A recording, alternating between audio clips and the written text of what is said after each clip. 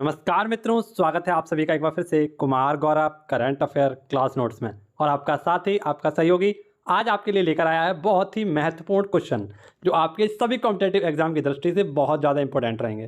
तो मित्रों, आप सभी का स्वागत है, हार्दिक अभिनंदन है। आप सभी के लिए क्लास बहुत ज़्यादा इंपॉर्टेंट रहेगी क्योंकि आज मैं इस क्लास में आपको बहुत सारे स्पेशल फैक्ट बताने वाला हूँ और बहुत ज़्यादा इंपॉर्टेंट चीज़ें आपको बताऊँगा। तो केवल और केवल आपको इस क्लास को देखना है और बहुत ही ईमानदारी के साथ इस क्लास को समझना है, क्योंकि इस क्लास में आपके लिए बहुत सारे इंपॉर्टेंट और नए नए फैक्ट मैं आपके लिए लेकर आया हूं। तो आपको उसी ईमानदारी के साथ वीडियो को देखना है और इसके नए नए फैक्टों को जानना है। तो इस नई जानकारी को जानने के लिए आप सभी का स्वागत है। आप सभी लोग देखते रहिए, अंत तक वीडियो को अवश्य देखना। पहला क्वेश्चन है हमारा और इसमें आपको जरूर कुछ ना कुछ नया ही मिलेगा। देखिए मित्रों, तो सबसे पहले हम देखते हैं विश्व महासागर दिवस। प्रत्येक विश्व महासागर दिवस कब मनाया जाता है? यानी प्रतिवर्ष विश्व महासागर दिवस कब मनाते हैं? तो 8 जून को। और इसकी स्टार्टिंग कब से की गई है? तो 2009 से इसकी स्टार्टिंग की गई है। इसकी 2022 की थीम रखी गई है रिविटलाइजेशन कलेक्टिव एक्शन फॉर ओशियन। ठीक है, इसकी थीम रखी गई है। इसी प्रकार से आपको याद रखना है कि राष्ट्रीय समुद्र दिवस कब मनाते हैं? प्रत्येक 5 अप्रैल को। वहीं पर विश्व पर्यावरण दिवस कब मनाते हैं? ये भी 5 जून को मनाते हैं। लेकिन आपको याद रखना है, इस बार इसकी थीम रखी गई है ओनली वन अर्थ। अब बात आई है महासागरों की। तो आप सभी लोग जानते हैं कि हमारी पृथ्वी पर 5 महासागर हैं और 7 महाद्वीप हैं। ये 5 महासागर कौन कौन से हैं, इन्हें समझते हैं। तो देखिए मित्रों, आप सभी लोग जानते हैं 5 महासागरों में अगर हम बात करें, दो तरफ हमारा बटा हुआ है। अगर हम वर्ल्ड मैप को देखें तो यहाँ पर और यहाँ पर हमारा क्या है, ये है हमारा प्रशांत महासागर। यहाँ पर हमारा मिलता है हमें, यहाँ पर मिलता है हमारा हिंद महासागर। ये है हमारा आर्कटिक ओशियन, ठीक है, अटलांटिक ओशियन जिसे कहते हैं। ये हमारा आर्कटिक है और ये अंटार्कटिका है। ठीक है, तो इस प्रकार से हमारे 5 हैं। प्रशांत महासागर विश्व का सबसे बड़ा महासागर है और इसी में आपको पता है एक ज्वालामुखी रिंग पाई जाती है जिसे रिंग ऑफ फायर के नाम से जाना जाता है। हिंद महासागर ये भारत के बहुत ही करीब महासागर है और इसका नाम भी भारत के नाम पर ही रखा गया है ना, हिंदुस्तान के नाम पर रखा गया है। एकमात्र महासागर है। आर्कटिक ओशियन ये नॉर्थ में है और अंटार्कटिक ये साउथ में है। और एस आकृति वाला कौन सा है? तो अंटार्कटिका। ठीक है, जिसे अंध महासागर भी कहते हैं। अगला क्वेश्चन है और बहुत इंपॉर्टेंट क्वेश्चन, इसमें आपको बहुत सारी नई नई जानकारी मैं दूंगा। पहले हमारा करंट अफेयर का क्वेश्चन देखते हैं क्या है। करंट अफेयर का क्वेश्चन है कि प्रधानमंत्री नरेंद्र मोदी ने सिक्कों की नई श्रृंखला पेश की है। आप सभी को पता है कि माननीय प्रधानमंत्री नरेंद्र मोदी जी ने 5 प्रकार के नए सिक्कों की एक श्रृंखला जारी की है। और किस उपलक्ष्य में इन्होंने ऐसा किया है? तो आज़ादी की 75वीं वर्षगांठ, जिसे हम आज़ादी @75 यानी अमृत महोत्सव के रूप में मना रहे हैं। तो इसके चलते मोदी जी ने इनकी श्रृंखला बनाई है, यानी ऐसे सिक्के बनवाए हैं जिनमें हमें इसके प्रति जागरूक किया जाएगा और आज़ादी की 75वीं वर्षगांठ को जो हम अमृत महोत्सव के रूप में मना रहे हैं, इसके बारे में जानकारी प्रदान करेगा। तो मोदी जी की काफ़ी अनोखी और बेहतरीन सी योजना है जिसके तहत सभी व्यक्ति इसको जान सकेंगे। ठीक है मित्रों, अब आप सभी को बताना चाहिए कौन कौन से सिक्के इस श्रृंखला में पेश किए गए हैं। तो 1 रुपये का सिक्का, 5 रुपये का सिक्का, 2 रुपये का सिक्का, 10 रुपये का सिक्का और 20 रुपये का सिक्का। ये पॉइंट आपको याद रखना है, 1, 5, 2, 10 और 20, ये 5 नए सिक्के पेश किए गए हैं। इसमें क्या खास है? तो दृष्टिहीनों के अनुकूल सिक्के बनाए गए हैं, यानी इनमें ब्रेन लिपि का यूज़ किया गया है जिन्हें दृष्टिबाधित लोग पढ़ सकें। आप सभी लोग जानते हैं कि विश्व ब्रेन लिपि दिवस कब मनाते हैं? प्रत्येक 1 जनवरी को मनाते हैं। ठीक है मित्रों, अब आपके लिए बहुत इंपॉर्टेंट और स्पेशल चीज़, तो सबसे पहले हम देखेंगे मुद्रा स्पेशल क्या है आपके लिए। आप सभी को पता है 10 के नोट पर हमारा क्या है? कोणार्क सूर्य मंदिर। आपको ये सारी चीज़ें याद भी करा दूंगा। सारे हमारे जो नोट हैं उन नोटों पर किसका कैसा चित्र है उनके बारे में आपको याद कराऊंगा। देखिए, सबसे पहले 10 के नोट का याद करते हैं। 10 के नोट में आपको दिख रहा है उल्टा 10। क्या दिख रहा है मित्रों? उल्टा 10। तो उल्टा 10 में हमारा क्या हो जाएगा? कोणार्क का सूर्य मंदिर, जो कहाँ पर है? उड़ीसा में।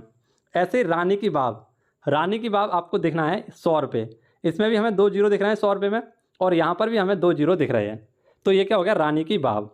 ऐसे 20 रुपये में हमें देखना है, लास्ट में हमारा 21 दिख रहा है। कितना मित्रों? 21 दिख रहा है।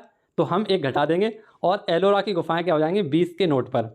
ऐसे ही 200 रुपये की टिकट हमारी किसकी आती है? तो सांची के स्तूप की 200 रुपये की टिकट आती है। जबकि 2000 रुपये के नोट पर हर किसी को मालूम है किसका? तो मंगलयान का चित्र है। 500 रुपये पर अगर हम देखें तो हाथी की क्या होती है? सूंड निकलती है ना, हाथी की सूंड निकलती है। तो 5 रुपये में भी सूंड निकल रही है ना, और हाँ में भी क्या निकल रही है? सूंड सी निकल रही है, तो हम याद रख लेंगे 5 रुपये पर क्या है, हम्पी का रथ। और 500 रुपये में हमें पता है जब लाल किले पर हम जाते हैं तो सब चिल्लाते हैं 500 रुपये की टिकट, 500 रुपये की टिकट, 500 रुपये की टिकट, लाल किले की टिकट, 500 रुपये की टिकट। तो इस प्रकार से हमें ये सारे नोट याद हो गए। जैसे 10 रुपये के नोट पर आपसे पूछेगा तो खड़ाक से बता दोगे कोणार्क सूर्य मंदिर। 100 रुपये पर रानी की बाव है, 20 रुपये पर एलोरा की गुफाएं हैं, 200 रुपये के नोट पर सांची का स्तूप है, 2000 के पर मंगलयान है, 50 रुपये के नोट पर हम्पी का रथ है और 500 रुपये के नोट पर लाल किले का चित्र अंकित है। ठीक है मित्रों, अब आपको पता है IMF, और IMF की मुद्रा को हम कहते हैं SDR, जिसे पेपर गोल्ड के नाम से भी जाना जाता है। इसमें कौन कौन सी मुद्राएं हैं, तो पाउंड, डॉलर, युआन, येन, यूरो, ये सब क्या है, IMF की मुद्राएं हैं। IMF में आपको पता है कितने, तो 190 देश हैं और 190वां देश कौन सा है हमारा, एंडोरा। ठीक है मित्रों, ये पॉइंट आप सभी लोग याद रखना। इसी की जुड़ा हुआ बैंक का नाम है वर्ल्ड बैंक, और इन दोनों का हेडक्वार्टर कहाँ पर है, तो वाशिंगटन DC में। और वाशिंगटन DC कहाँ है, तो USA अमेरिका में। ठीक है मित्रों, तो ये क्वेश्चन नंबर 2 आपको याद हुआ। इसमें आपको मैंने बहुत सारी नई चीज़ें बताई, इन सभी चीज़ों को आप देखना, नोट डाउन करना और बेहतरीन तरीके से इसी प्रकार से नोट डाउन कर लेना। ठीक है, आइए बढ़ते हैं अगले क्वेश्चन की ओर। इस क्वेश्चन को भी आपको बहुत ही चुटकियों में मैं याद कराने वाला हूँ। तो देखिए, क्वेश्चन हमारा क्वेश्चन नंबर 3 में पूछा गया है, अंतर्राष्ट्रीय भारतीय फिल्म अकादमी पुरस्कार, इन्हें हम आईफा कहते हैं, इंटरनेशनल इंडियन फिल्म फेस्टिवल, है ना, अकेडमी फेस्टिवल, ये इसे हम शॉर्ट में आईफा के नाम से जानते हैं। इनके पुरस्कार हाल ही में वितरित किए गए थे। इनकी शुरुआत तो वैसे 2000 में हुई थी और पहली बार ये लंदन में प्रदान किए गए थे, लेकिन 2022 में इसका 22वां संस्करण है। अब इस 22वें संस्करण में बेस्ट एक्टर का अवार्ड किसे दिया गया है, तो बेस्ट एक्टर का अवार्ड दिया गया है विक्की कौशल, और इनकी हाल ही में एक बेहतरीन सी मूवी आई थी, Sardar Udham Singh.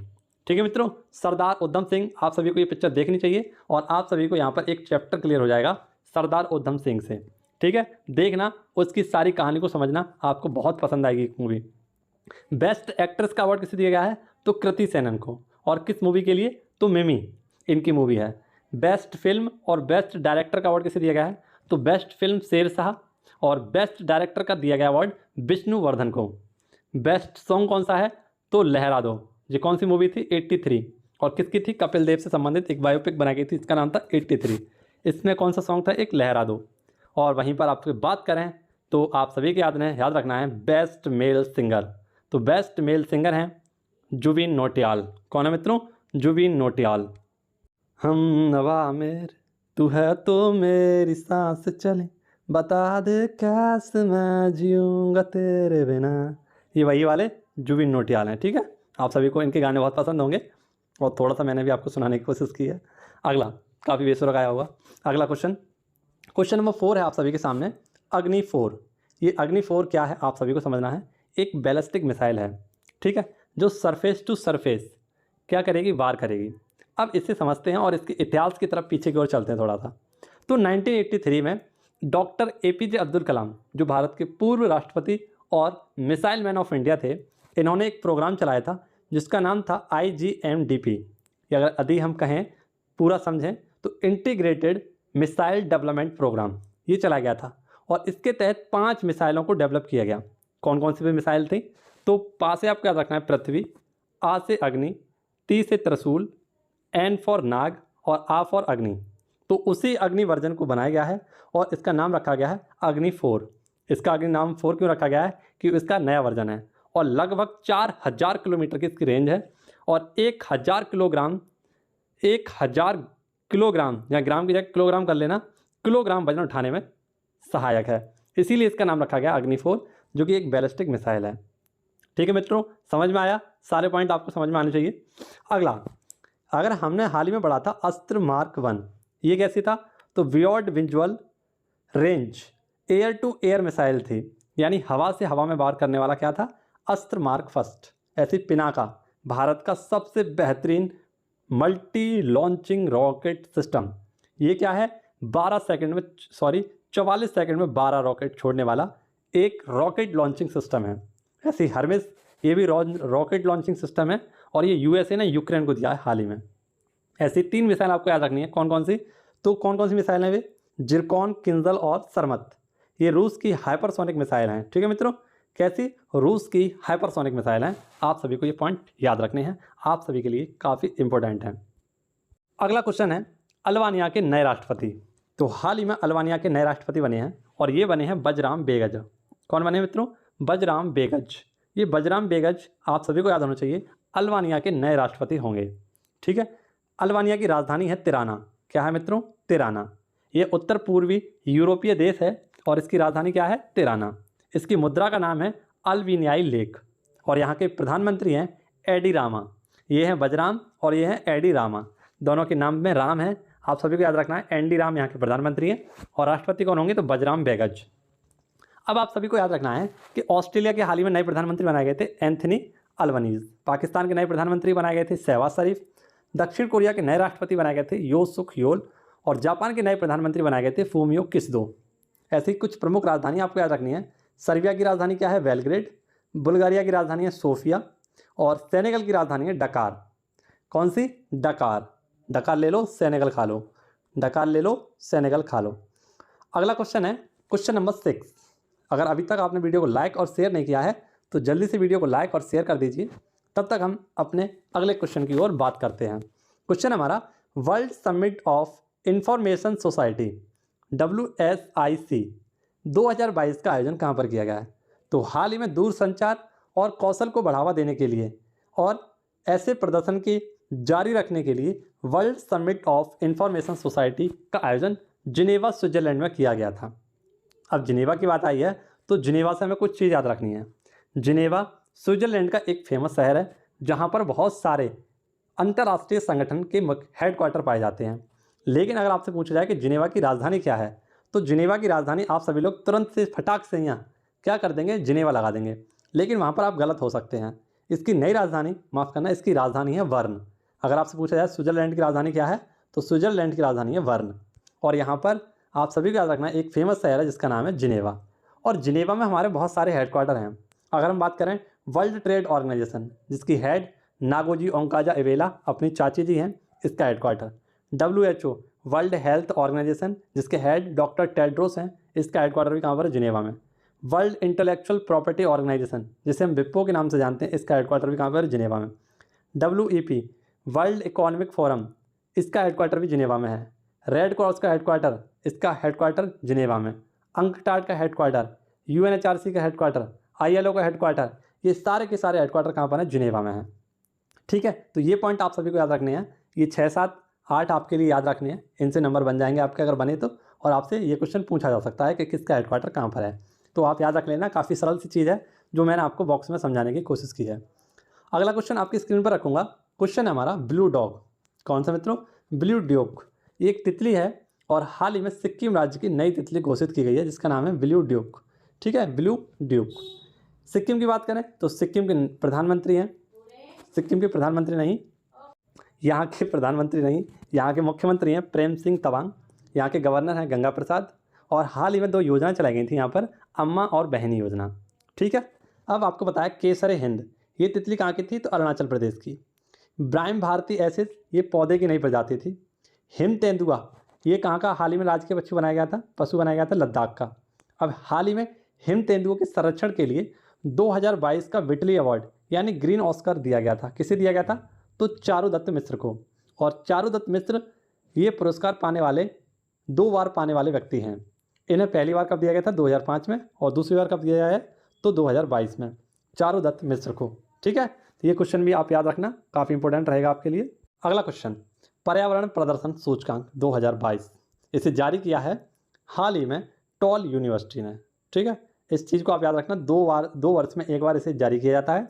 Environmental performance index, इसके आधार हैं कौन कौन से? कूड़े का निस्तारण कौन अच्छा करता है, पेयजल की आपूर्ति कौन पूरी करता है, पर्यावरण प्रदूषण के लिए कौन सबसे ज़्यादा काम करता है या उसे रोकने के लिए काम करता है, और इमरजेंसी सोर्स कौन कौन से हैं पर्यावरण से संबंधित।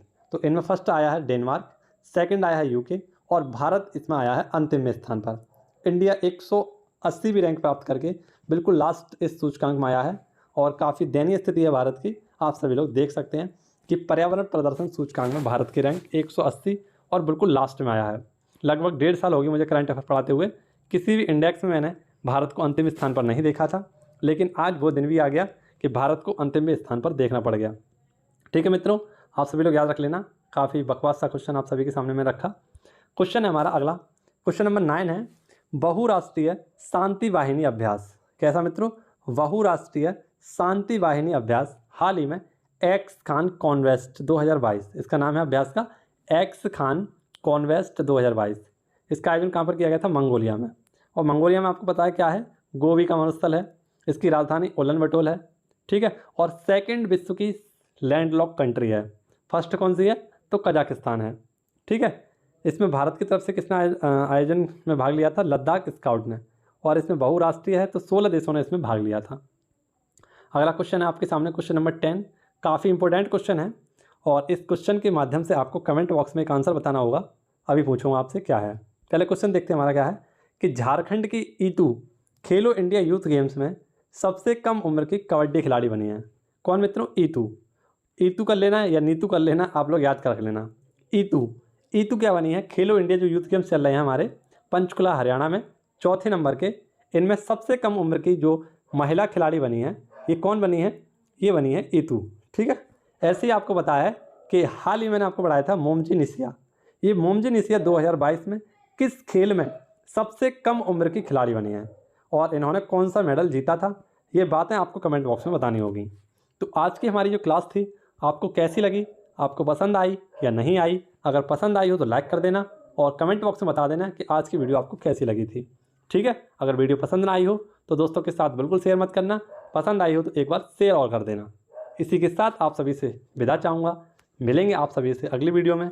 जो भी आपका क्वेश्चन हो, आपका डाउट हो, कोई भी सवाल पूछना हो, PDF चाहिए हो, तो आप सभी लोग मुझे कमेंट कर सकते हैं और हमारे व्हाट्सएप ग्रुप को आप ज्वाइन कर सकते हैं, जहाँ पर मैं आपको इसकी मंथली और वीकली जो हमारी PDFs हैं उन्हें प्रोवाइड करा देता हूँ।